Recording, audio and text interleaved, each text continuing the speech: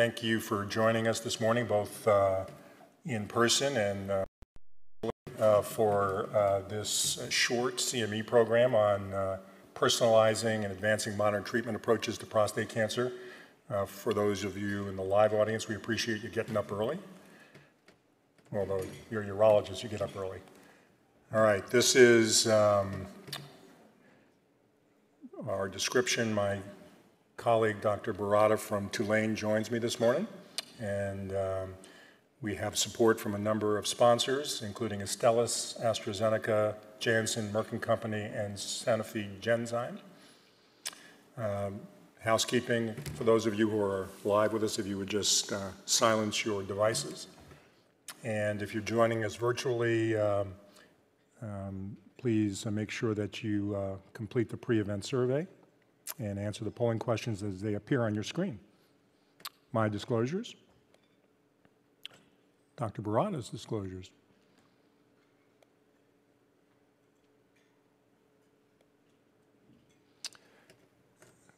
This website has lots of resources with regards to downloadable practice aids, so I think if you take a quick look, you may find some of these of value for you. So let's get started. We're going to talk about castration-sensitive metastatic prostate cancer first, and then we'll move on from there. So when we look at the space of prostate cancer from biochemical failure on, in the non-metastatic setting, there's still limited uptake of some of the oral agents that have been approved on the basis of overall survival. In the castrate-sensitive metastatic setting, there is compelling evidence, which I will summarize briefly, about the role of intensification of ADT. It is perhaps surprisingly but shockingly dramatically underutilized in the United States, and I'll come back to that.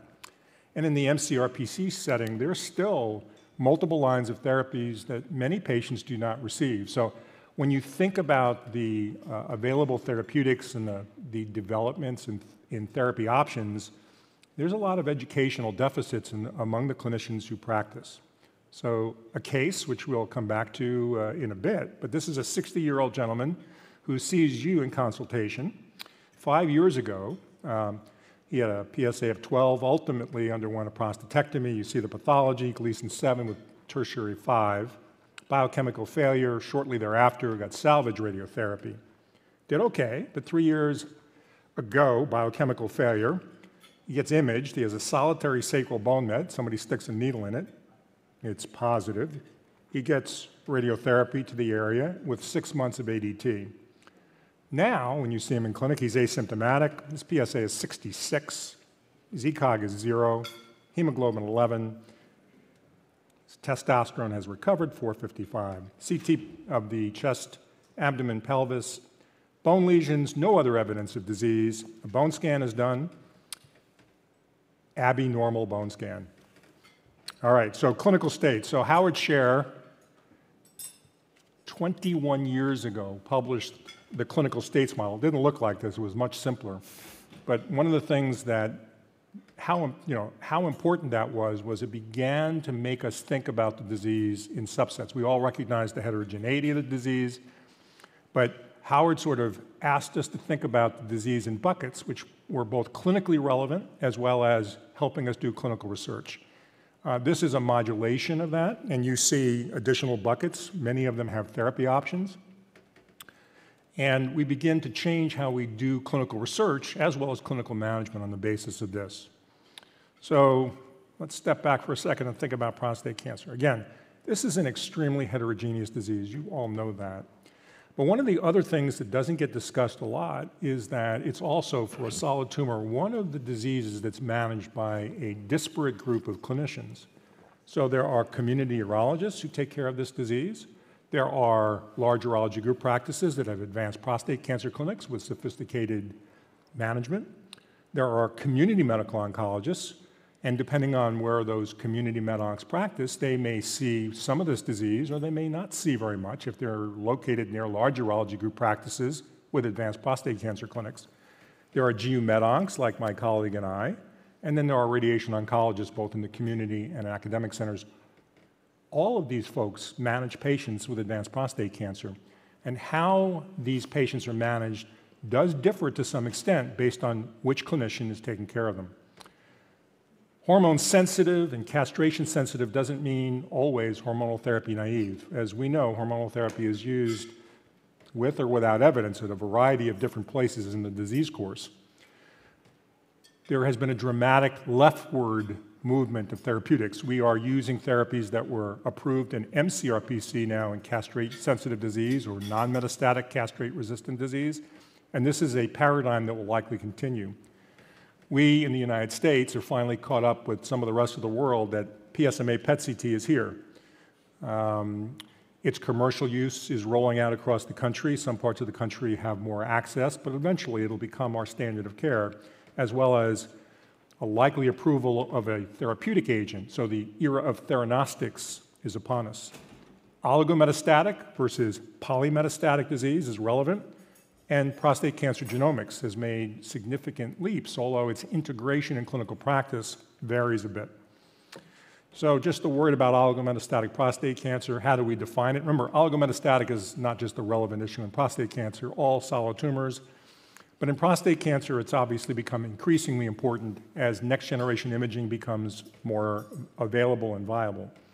We don't have a definition.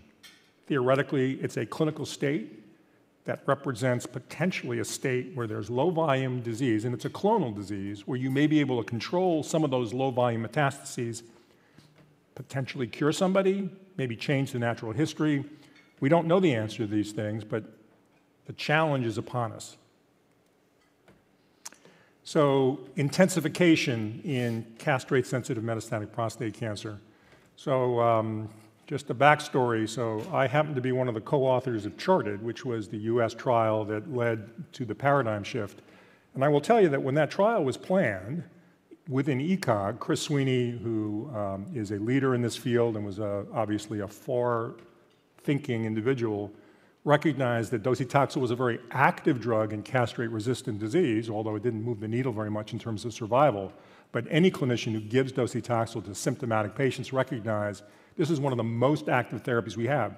The symptom benefit that happens after one cycle is very dramatic. But it didn't move the needle very much in survival.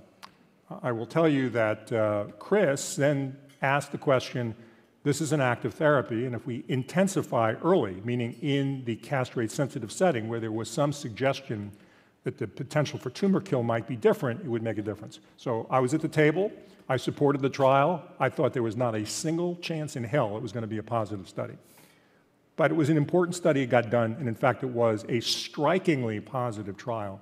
And it began to change how we think about the disease. Now, our European colleagues were a little skeptical, but when Stampede, one of the arms, demonstrated basically an identical result in terms of overall survival, it began to move the needle across the world because now you had two confirmatory trials. So docetaxel as intensification is a standard of care. The AR antagonist came next, and obviously abiraterone was approved in mCRPC. Karim Fazazi and others led Latitude, and of course there was a similar trial done in the Stampede series of trials. Lo and behold, we saw a very significant survival benefit using abiraterone acetate in both those clinical trials. There are differences in terms of the eligibility of patients, and I'll spare you the differences between high and low volume and poor and good risk, but the reality is these trials were similarly impressive.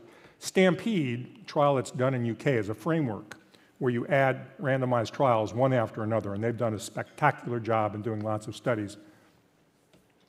Because they've done studies with both abiraterone and docetaxel, even though they're not directly comparable, they can, within some reasonable design, compare the two treatments, and they're surprisingly very similar. So there's some comfort there that intensification is probably not a specific issue about one drug versus another, but the concept of intensification versus no intensification. Subsequent work with enzalutamide, apalutamide, again, ARIs showed very similar data. They all moved the needle. In some of those studies, they were all comer populations, so they didn't subset people out. And I think the reality is that what we've learned is intensification is the standard of care. How you do it is basically, there are clinical judgments, and I'll talk about that. But to not do it should be the rare exception, not a common exception, because of the dramatic change in the natural history that we see. Recent data presented at ESMO by Dr. Fazazi. This is a trial that's, I think, an important study. It's a little complicated. Forearm, as you see, they're asking a number of questions. They're asking the role of radiation therapy in the metastatic setting, and they're also asking questions about abiraterone. So this is all built on patients who got docetaxel as intensification and adding these other therapies. The arms that are mature that were presented were the abiraterone arms. We're not really talking about radiation at this point. So patients got either, and this is de novo, you walk in the door with high volume metastatic disease, that's the population. You're randomized to get ADT, docetaxel as standard of care, with abiraterone continuously or without. That's the question here. Primary endpoints, rPFS, OS. We've seen at ASCO GU the rPFS data, which was strikingly positive, and now we see overall survival data. So a median improvement of a year on top of what you already got with ADT and abiraterone. To me, this is a practice-changing standard of care. So what population, again, just to remind you, it's de novo. It's not people who evolved to metastatic disease. De novo, high-risk patients, docetaxel and abiraterone further improve survival. I expect that over time, we'll see more data from this asking the radiation question in a prospective way. And there are other trials, a myriad of other studies that are ongoing about intensification. So it's no longer you walk in the door with metastatic prostate cancer, you get ADT, and you're good to go. That's not an appropriate standard of care in 2021 in the United States. And if you treat patients, and if you don't know this data, then you need to send the patient to somebody who does. Otherwise, I think you're probably not practicing in a way that you would expect that a family member would be cared for, getting the best therapy based on data. Arches, this is a little bit more data. There's going to be some information updated at this meeting. And again, this is just asking the question about enzalutamide. And you see again, a striking improvement in overall survival. And you can see the update that's going to be presented at the meeting, poster 62, looking at oligometastatic patients.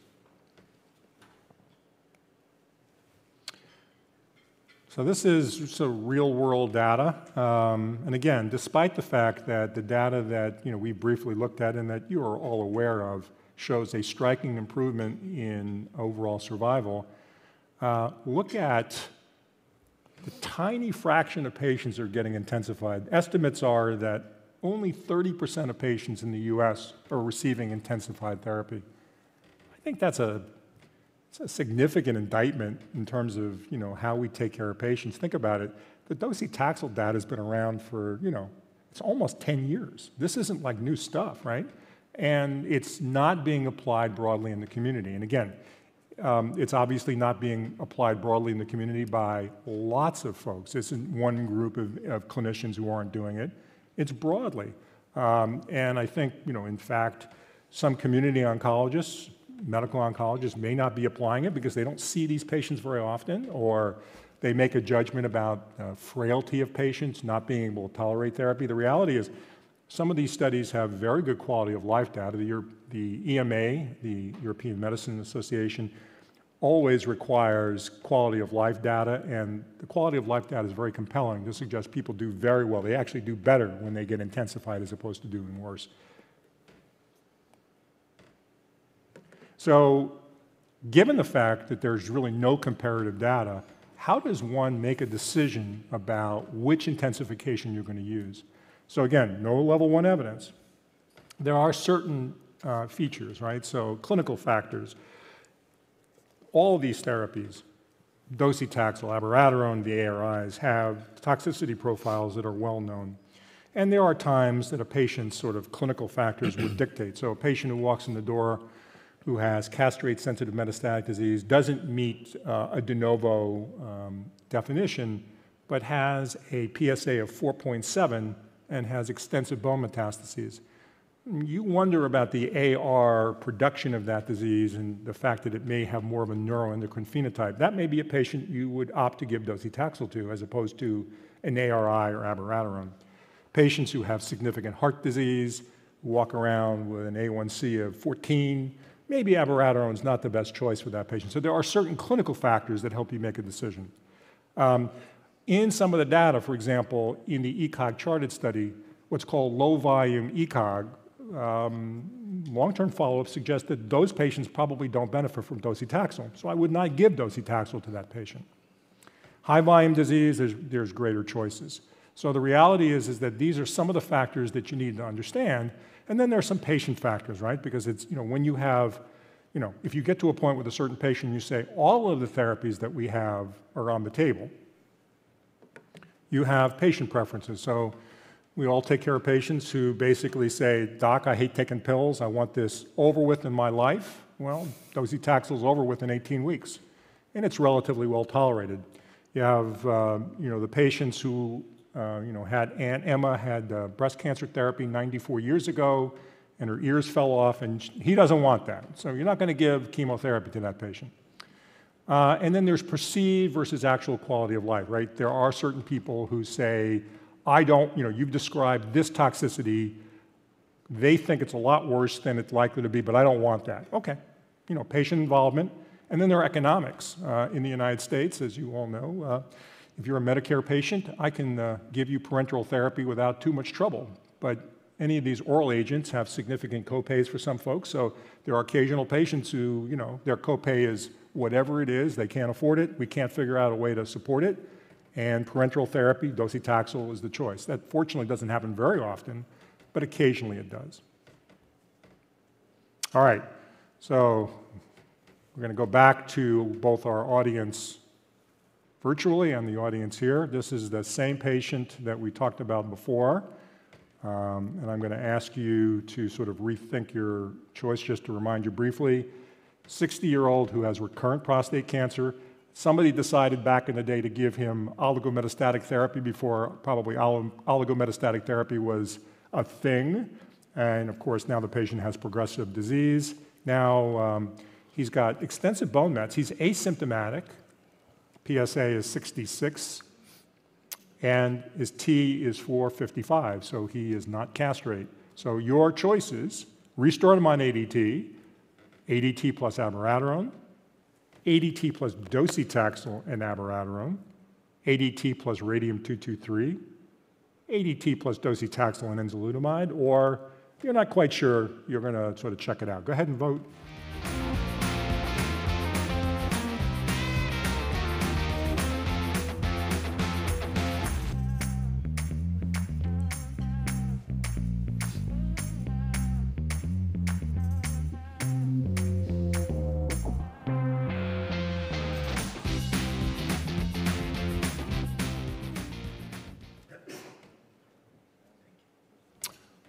All right, Dr. Barata, have a look at that. Tell me what you think about our colleagues' thoughts and what your perspective is. Can you guys hear me? Good morning, everyone. Interesting. So from here, I can see there's a change pre and post Dr. Dreisser's presentation, right? So less people favoring ADT alone after your presentation. More people do favor treatment intensification with abiraterone, which was the only option with novel hormonal therapy by itself there. As well as some folks voted for radium, which I think will be a good opportunity for us to talk a little about the setting where radium is available. So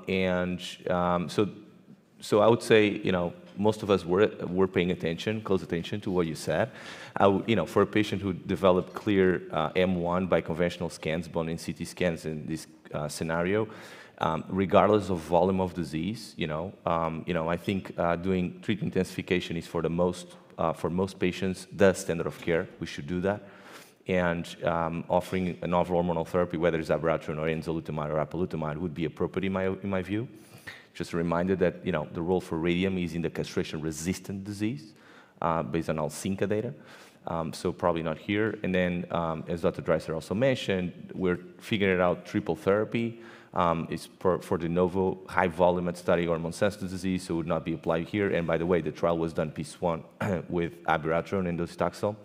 And there's a kind of a breakdown of the analysis for ENZA that did plus minus docetaxel. Actually, the study was not positive, or that subgroup analysis was not positive. So in other words, right now we are using triple therapy for de novo high volume based on Psma data. For most patients, we're going to do treatment intensification with either docetaxel, likely more often than high volume disease, and then novel hormonal therapy regardless of volume. So I would argue that perhaps I would offer these patients ADT plus abiraterone as one of the options here.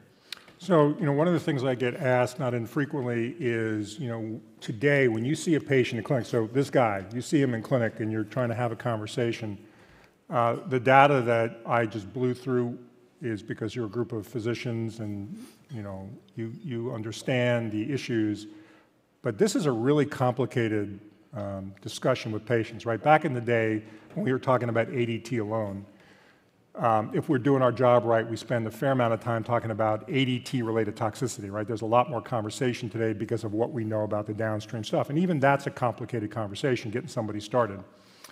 But now we're talking about intensification, which is a very complicated subject. So let me give you just an example. I happen to have seen 2 physicians, retired docs, within the last month, both who evolved to metastatic disease, similar to this gentleman, and their cases are not very different.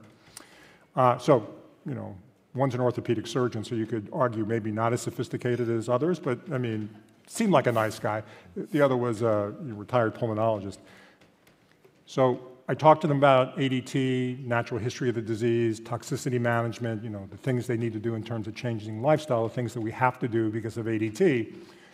And then I give an overview of intensification. What I say is that, for 80 years, we've used T suppression, either surgical or medical, and we changed the natural history with T suppression, right? And we've known that. But there was a window, right? Because back in the day, when we only had primary ADT, we talked about the natural history of the disease. You develop metastatic prostate cancer, your survival is, 2 to 5 years, right? And when you develop castrate-resistant, it was a year. Well, that era is over, fortunately. So we say that there are patients who have castrate-sensitive metastatic prostate cancer who have very prolonged survivals. Now, we don't know who they're going to be, right, because you can't pick the winners. But it introduces the concept of intensification, but I don't try to do that at the same discussion. What I do is I give an overview. I say, look, we're going to talk in more detail about the ability to add therapies to intensify your treatment because we now know their improvement in outcomes.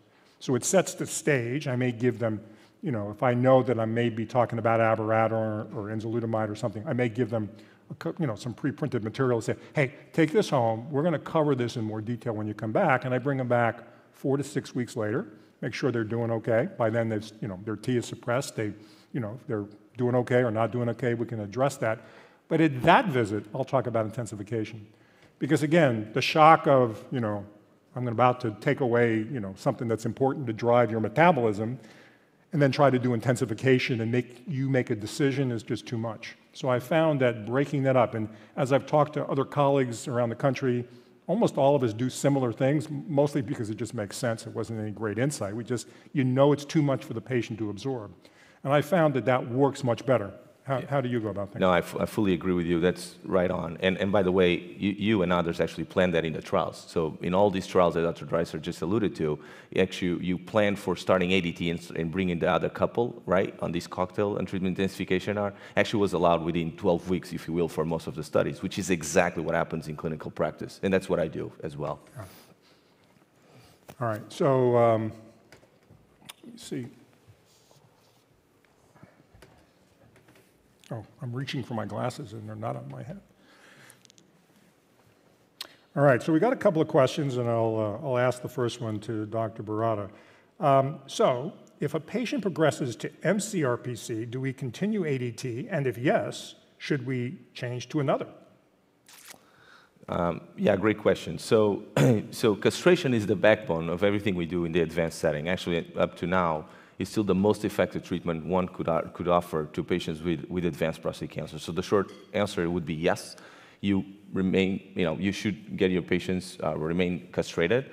We don't care how you do it. Although I should rephrase that to say we're now starting to care a little bit more because it happens that we now have an antagonist for LHRH called relugolix. It's an oral therapy, and it's now approved, at least in this country, for patients with advanced disease. And a lot of discussions are around cardiovascular events and whether or not we believe the data that did not compare head-to-head when in the trial called HERO. We compared again leuprolide, but the endpoint was not the number of cardiovascular events, but it seems like the antagonist is associated with fewer cardiovascular events. So that's one discussion we can have. As Dr. Dreisser alluded to, some patients actually do well with surgical castration. They actually choose that. But the vast majority of patients will opt it by using a shot, right, LHRH agonist. So castration, yes, definitely. I would not stop it. And then the next question is... that's good. You got that. Okay. All right, let me just reemphasize that this question has been asked for a long time. What we know biologically is that the AR, the androgen receptor, through the disease course is upregulated. So there have been wonderful studies done by a number of translational investigators that showed that as you move from castrate-sensitive to mCRPC, AR gets upregulated. So targeting the AR becomes important throughout the disease continuum. It's about T suppression, it's not about how you do it, right? So as Dr. Barata talked about, if you do a surgical ORC, if you do LHRH agonist or antagonist, it doesn't matter. It's T suppression. So there's no rationale to switch from one to the other as long as your T is suppressed. And the reality is that's the backbone of therapy. That never stops, never. So I think ultimately understanding the biology there is the critical issue. So just take a moment. There's an additional polling question that you guys live and in the space need to answer. And then with that, I'm going to turn this over to my colleague who's going to take us on to castration-resistant disease.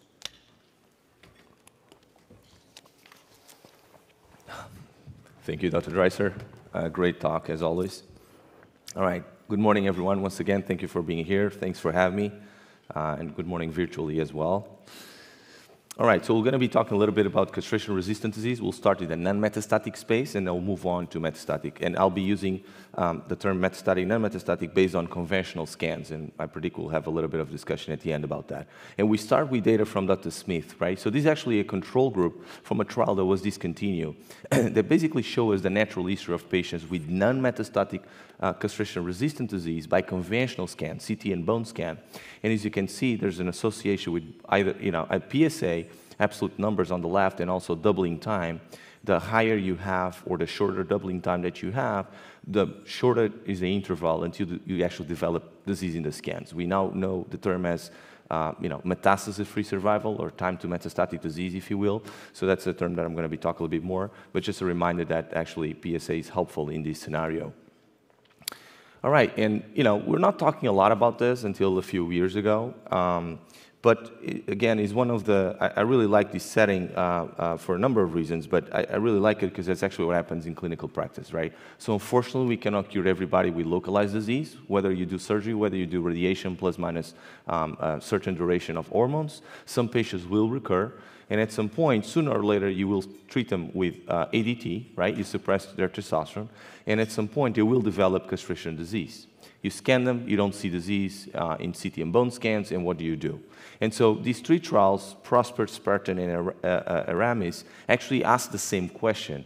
Does it help bringing on, in this scenario, a novel hormonal therapy with an anti-androgen compared with placebo plus ADT? So all these men remain on ADT, on castration, and we brought enzalutamide or apalutamide and darolutamide versus placebo in those three trials. So the design of the trials is quite similar. We took patients with baseline PSA above 2, a short doubling time. You saw the data from Dr. Smith here, so it helps us to understand why. And the primary endpoint, which is another important, interesting point here, is the metastasis-free survival. And for some of us who have been long enough in the field, we know we've been talking about metastasis-free survival, the potential of MFS to be surrogate for overall survival, right? We have that discussion probably a decade earlier. And at the time, we didn't accept a therapy called denosumab in that scenario.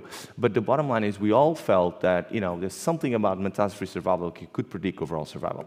So as MFS is primary endpoint and OS is one of the key secondary endpoints, we all saw the data, right? First apalutamide, and then enzalutamide, and then darolutamide, and we basically saw striking results favoring the addition of the novel anti-androgen, whether it's apalutamide or enzalutamide or darolutamide, to ADT for patients with non-metastatic castration-resistant disease.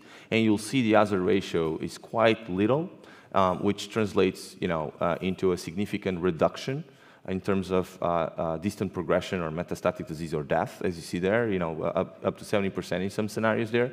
And in other words, the way I phrase it to my patients is, if I bring an anti-androgen on board in this setting, we're basically talking about going from kind of a year and a half-ish to about 40 months or so with the addition of novel hormonal therapy, which kind of proves the point, if you like, for those of you who like helicopter view, moving these therapies earlier in the course of the disease, offers us a significant benefit in the long term. So there's actually 3 New England papers based on metastasis-free survival. So they all read out for the primary endpoint first. And then, soon after, we got 3 other New England papers that reflected the key secondary endpoint of overall survival, a positive in all 3 trials. And so the question that we became to ask is not, should we use an anti-androgen here? Is the question is which one to use, and that's about quality of life and safety. And the reason for us to bring that is because for the most part, some patients will have more or less some side effects, including fatigue, some high blood pressure for some of these agents. Also, fall and fractures is an important topic, an important theme in prostate cancer, as you all know.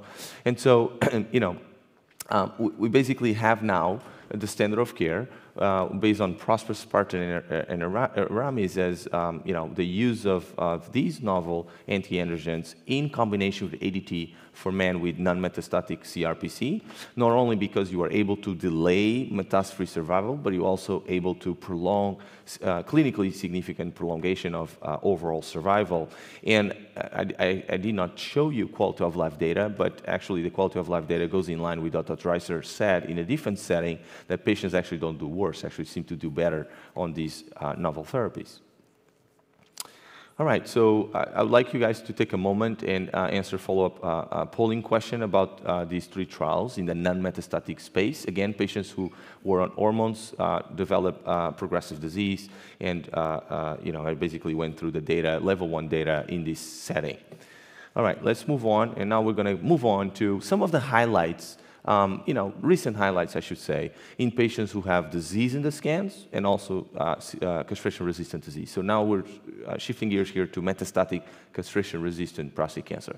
And we'll start with an European trial. This CARD trial from Dr. Fizazi in the group there is an European trial, very important trial in my opinion, because it tried to answer a question that we all had in the clinical scenario, right? So remember, we were at a time where most of us were, we had docetaxel first, and then we were using abiraterone and enzalutamide in the castration-resistant space, and a lot of us actually were sequencing one of these agents followed by the other, right? That was a common practice. And the question really is, we knew that Cabazidoxal was approved based on survival data, based on TROPIC trial. So we had 2 chemotherapy, taxane-based chemo agents available. We have different novel hormonal therapies available. The question is, how do we sequence them? Does that matter? Does that make a difference? So in the CARD trial, we basically took patients with metastatic castration-resistant disease who actually progressed within a year on, what basically abi or enza, novel hormonal therapy, and docetaxel was also required, but it didn't really matter. You could get doci followed by abi or enza, or you could get, abiraterone and enzalutamide followed by docetaxel. You randomize those patients to either Cabazidoxal standard dose 25, or one of dealer's choice, abiraterone or enzalutamide. And as you can see there on the right, it's actually a positive trial. You'll see the radiographic progression-free survival at the top, clinically and statistically significant, right? You basically all, double the RPFS there, and also positive for overall survival. So in other words, when you have patients treated with a novel hormonal therapy and docetaxel, if you offer them Cabazidoxal, you're going to offer a prolongation of overall survival and RPFS to your patients. So to me, this data is important because it kind of taught us a lesson about sequencing therapies in the metastatic CRPC setting. So to me, I think CARD is important because it actually answers a question that happens in clinical practice on a daily basis. And we start kind of breaking down who are those patients who might benefit from this sequence. We don't know if it's everybody, as I show you the eligibility criteria for this trial, but perhaps patients who have a shorter time to castration-resistant, maybe patients who actually don't remain a long time on novel hormonal therapies. which is kind of almost a common sense, right? You probably want to explore other mechanisms that go beyond the exploration of the androgen pathway, if you will, and also for symptomatic progression of the disease. You know, I think chemotherapy, I think if I had to summarize CAR data, I would say that it brought us back the concept that chemotherapy should be part of the management of patients with advanced prostate cancer, and I think that's an important lesson. Moving on to PSMA therapeutics. So I think lutetium PSMA is going to be one of the many around. So just to go back a little bit, so remember, prostate cancer overexpress prostate-specific membrane antigen in prostate cancer cells, right? So you have PSMA overexpressed there. You have a way to find it. And then what you do is you link that PSMA molecule, if you will, with a radioisotope that releases radiation and kills those cells. So in other words, the way I explain my patients is you go in a taxi, you ask your restaurant will be PSMA cells. You go there and you go inside and you are able to kill those cells. So it's a target approach, if you will.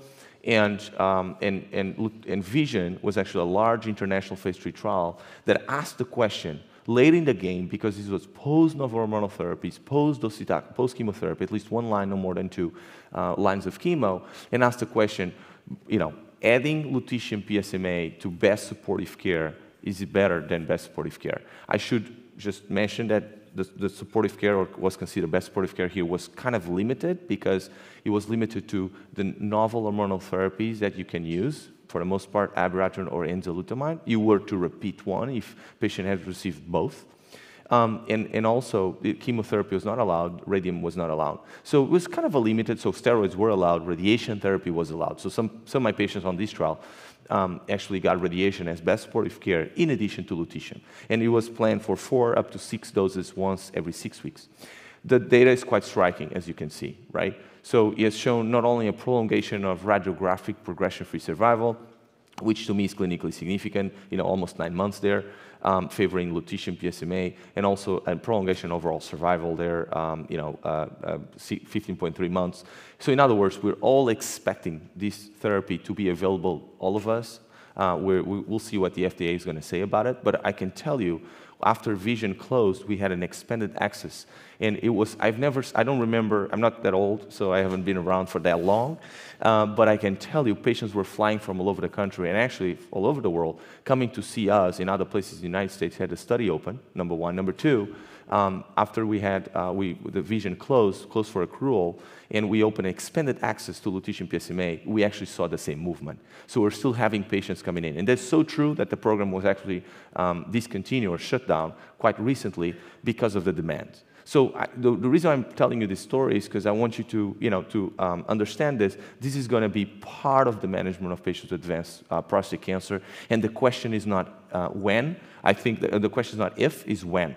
Because this study was developed a little bit late, in my opinion, in the setting of castration-resistant disease. And my prediction is we're going to see it, in a number of trials ongoing right now. We're going to see it moving earlier in the course of the disease. Right now, we'll see what we're going to do with this. But I do believe that lutetium PSMA it will be soon a standard of care in this setting. We can talk a little bit about that in comparison with other therapies. So moving on to the importance of genomics. And how does that impact patients with metastatic prostate cancer, right? So I'll talk, briefly about PARP inhibition, but before I do that, it's impossible to have a talk about, target therapy, precision medicine without talking about genomics, right? So the way we sit down with patients, we go over the data about importance of genomics. Number one is the genes we're born with, known as germline testing. And the second is the genes or the genomic alterations that the tumor has, and that's known as somatic testing. So we can do both. And because germline, we expect about 12% of men harboring DNA repair defects. But if you look at the somatic, meaning what's at the tumor level, you expect between 20 and 25% or so of those genomic alterations, which kind of tells you that with one test, you might miss part of the story. And so, doing both is actually a way for you to have complementary information, if you will. And when we're talking about these DNA repair alterations, a lot of you guys are familiar with that. We're basically talking about genes that, get to proteins that have the chance to fix the problems at the DNA level, right? Because the cells replicate fast, they pick up problems there, alterations, genomic alterations, so you can actually fix them, right? And so this group of genes, we actually happen to be able to do something with them. And for folks, usually we speak for audiences that are general medical oncology as well. Actually, they treat other cancers. This story is not new for patients, for physicians who actually treat breast cancer, ovarian cancer, pancreatic cancer. It's very, very cool, actually. They were able to bring this story into the prostate cancer arena, if you will. So starting with olaparib and the first part I'm going to show you about, actually this phase 3 profound data, very important phase 3 trial. There was leverage on prior studies, a New England paper from the group from De Bono, about 7, 8 years ago, that basically showed us that if you harbor a DNA mutation, you're very likely to respond to a PARP inhibitor, right? So PARPs are enzymes that do that fix those problems at the DNA level, if you will. And if you have a defect in one of this DNA gene group, you're able to benefit the most. So that was kind of a proof of concept study. It leveraged the phase 3 profound, as I mentioned. This is practice changing, what I'm about to show you. Patients with metastatic castration-resistant disease who progress on at least one novel hormonal therapy, whether it was abiraterone or enzalutamide, they were actually randomized in a 2-to-1, and a 2-to-1 because at the time we kind of felt that patients were more likely to benefit from the PARP, from olaparib, so more patients were randomized to olaparib than the standard of care, which was dealer's choice.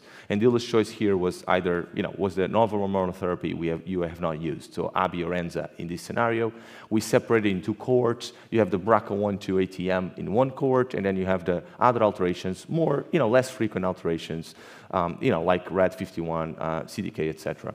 And so this data, as I was saying, and the primary endpoint, by the way, was rPFS, and OS was a key point, a key secondary endpoint. But the data is strikingly positive as well. So in other words, patients with metastatic castration-resistant disease who progressed on abi or enza and received olaparib benefited in terms of rPFS, as you can see there, basically doubled the numbers, and also in terms of overall survival. And based on these data, I'm showing you data for cohort A, so BRCA and ATM group of people, and and that actually led to the approval of this therapy by the regulatory agency in this setting. So the problem about this is if you don't test, you don't find your patients. So olaparib should be part of the management of patients with advanced disease for patients who harbor, DNA genomic defects, if you will. And so this data is truly important in that setting. Now, the story does not end as far as precision oncology goes, because this was just the first part of many. I'm going to show you the second important study here. It's called Triton-2.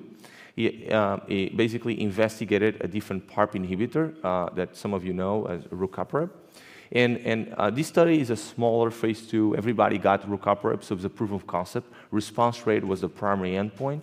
And we also took patients, again, metastatic castration-resistant disease. However, these patients received not only one novel hormonal therapy, but also docetaxel.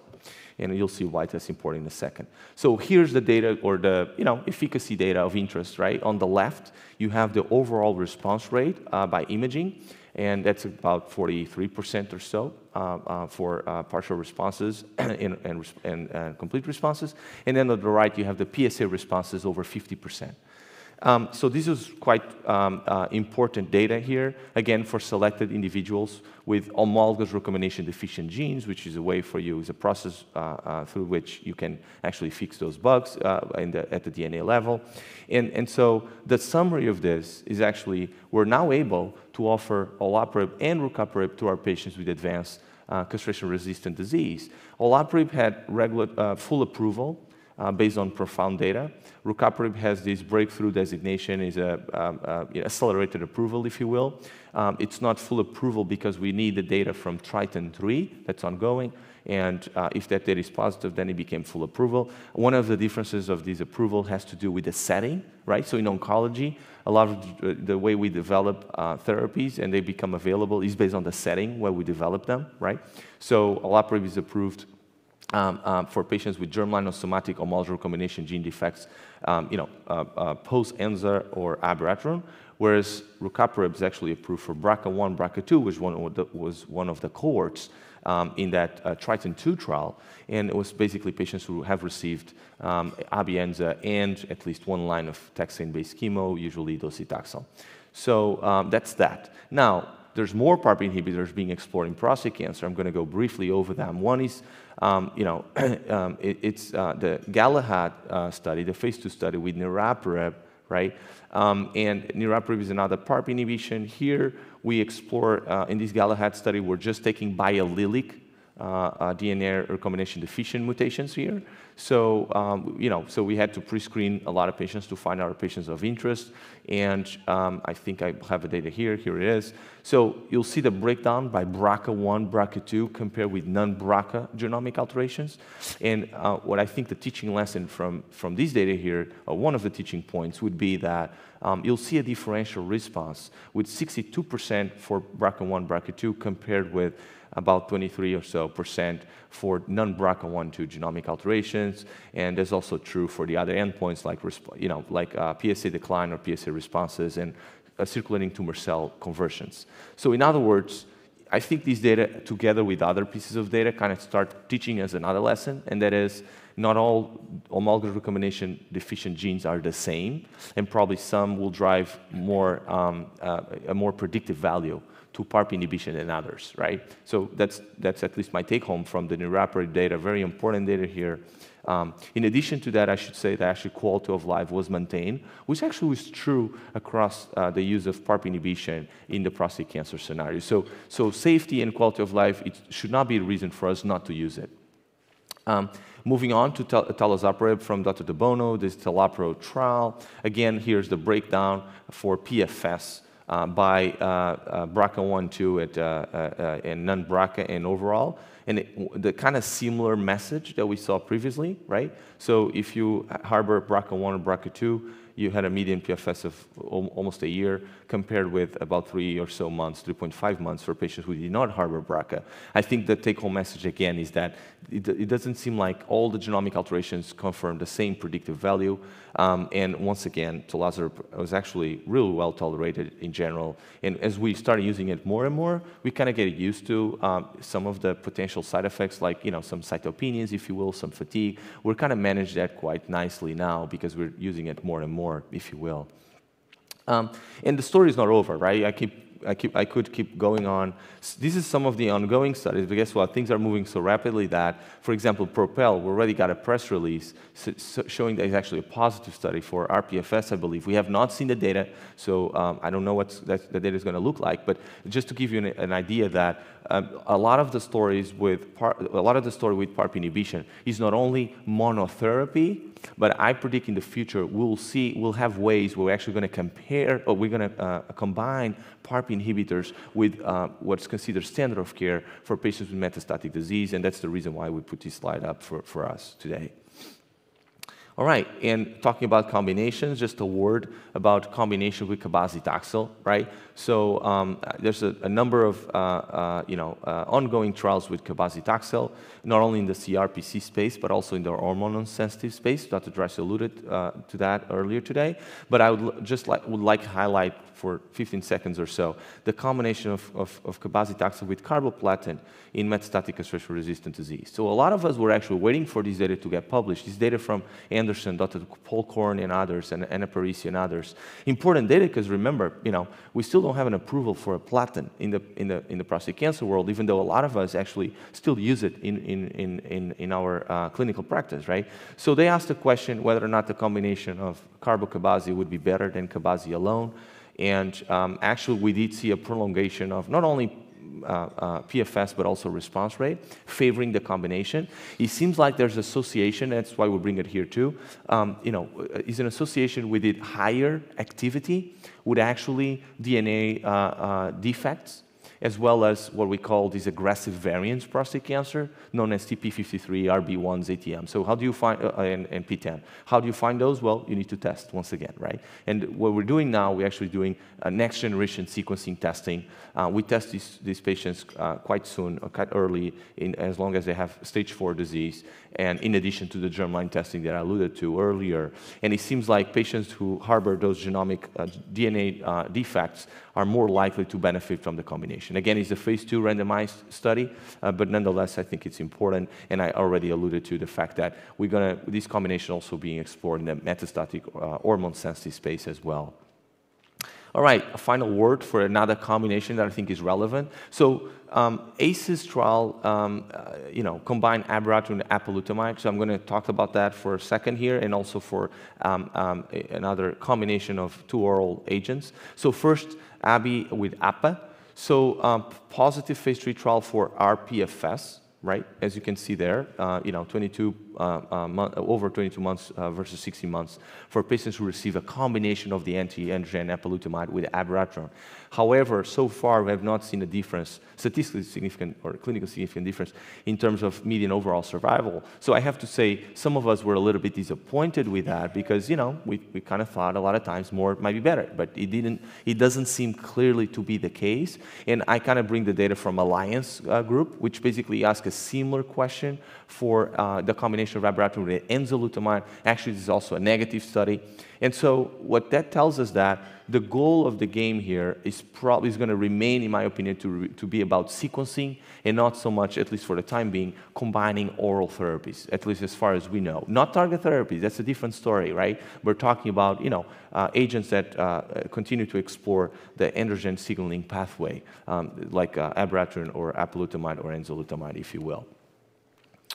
All right, so take-home points from this piece, right? So Cabazidoxal does improve outcomes for patients with metastatic castration-resistant disease, and so it should be considered.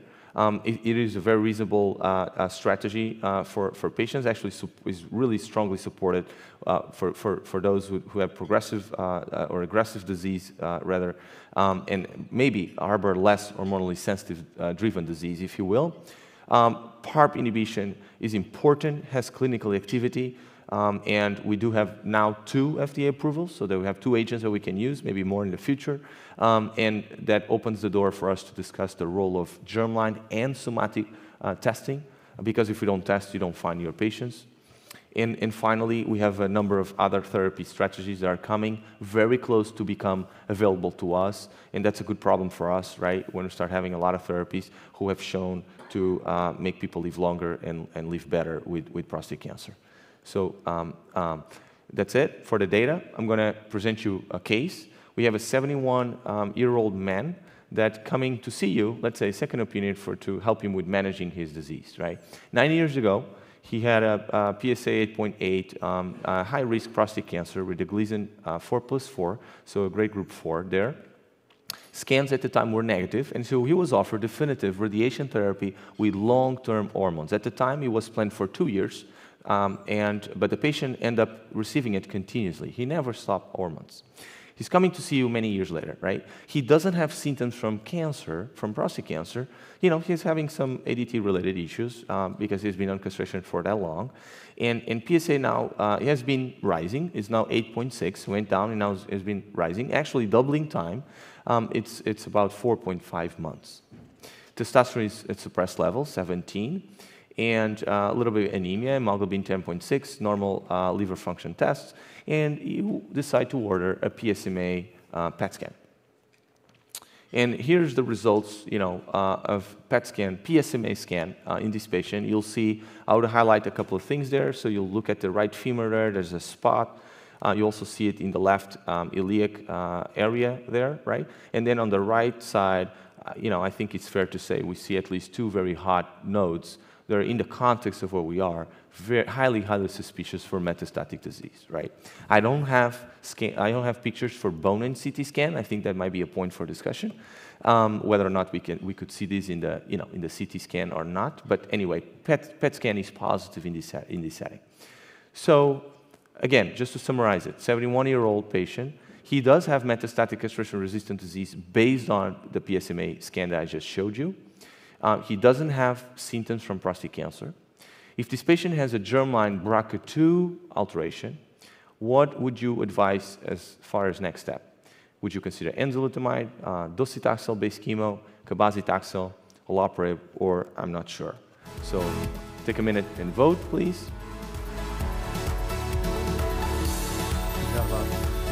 There we go. We'll talk about that, then I'll close. Right.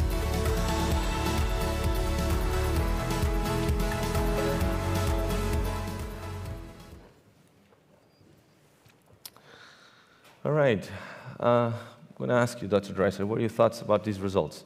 So this is the era that we're now in when you have PSMA PET and you see things that you didn't see before, right? So before, if you'd have done a CT and a bone scan, probably you wouldn't have seen anything. Can't say that for sure. And then you would have said he is a non-metastatic castrate-resistant patient.